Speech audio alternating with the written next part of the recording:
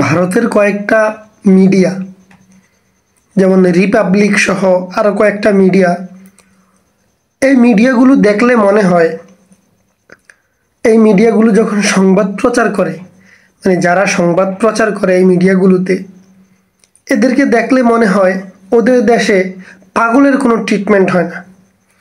ভারত নাকি চিকিৎসার দিক থেকে অনেক উন্নত, তো তারা এই সমস্ত পাগলদেরকে কি কোনো ভালো ট্রিটমেন্ট দিয়ে সুস্থ করাইতে পারে না? মানে একজন সাংবাদিকের যে সংবাদ পাঠ করে, তার অঙ্গভঙ্গি, তার ভাষা সব কিছু তো মাধুর্যময় হওয়া চাই, কিন্তু বাঁদরের মতন লাফালাফি করা, উন্মাদের মতন এদিক সেদিক ছুটাছুটি করা, মানে এটা তো কোনো সংবাদ পাঠকের কাজ হইতে পারে না। আরেকটা কথা হচ্ছে, যেই দিন সর্বপ্রথম রিপাবলিক বাংলা থেকে এই যে লোকটা বাংলাদেশ নিয়ে কথা বলছিল, যে বাংলাদেশ চাই, চট্টগ্রাম চাই, ফেনী চাই, হ্যাঁ নোয়াখালী চাই, ওই দিনে না ওর জিব্বাটা টাইনা ছিঁড়া ফেলান দরকার ছিল।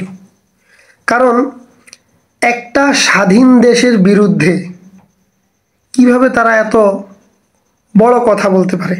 তবে আরেকটা বিষয় চিন্তা করেন, দেখেন যারা এতদিন ধরে বলতো যে এটা আমার বাপের দেশ, এই দেশ আমার বাপে রাইখা গেছে, আমার বাপে স্বাধীন কইরা গেছে, তারা আজকে কোথায়? এই দেশের বিরুদ্ধে যখন এই সমস্ত কথা বলতেছে যে চট্টগ্রাম নিয়ে যাবে, ফেনী নিয়ে যাবে, তারপরে কি কুমিল্লা নিয়ে যাবে, তো আমার কথা হচ্ছে এই যারা এতদিন ধরে বলতো যে এটা আমার বাপের দেশ, হ্যাঁ এই দেশ আমার বাপে স্বাধীন কইরা গেছে, তারা এখন কোথায়?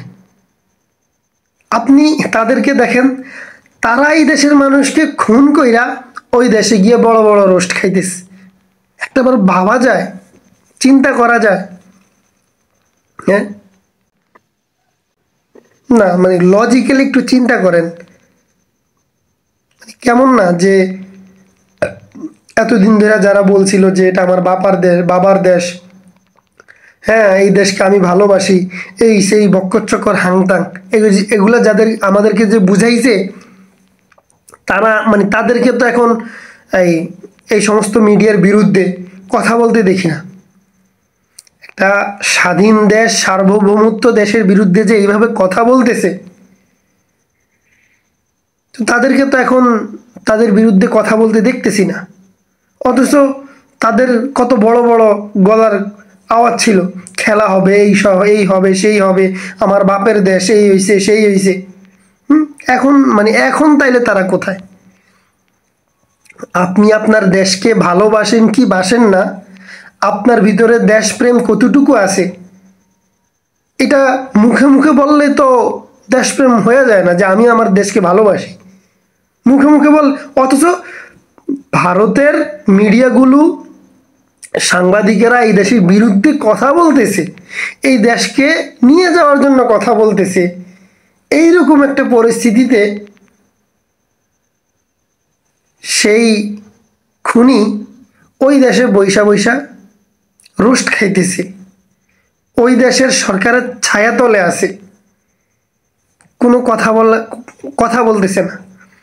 মানে আমি যে আপনার পক্ষে কথা বলবো, বা আপনি চাচ্ছেন যে আপনার বিরুদ্ধে যারা কথা বলে তাদের বিরুদ্ধে আমিও কথা বলি, মানে কিভাবে বলবো? যেখানে আপনি নিজেই দেশকে ধ্বংস করার পায়তারা করছেন, সেখানে আমি কিভাবে আপনার পক্ষ নিয়ে কথা বলি? আমি কিভাবে আপনার সাপোর্ট দেই? আমি কিভাবে আপনাকে সম্মান জানাবো? এটা তো অসম্ভব, এটা কোনো কালেই সম্ভব না।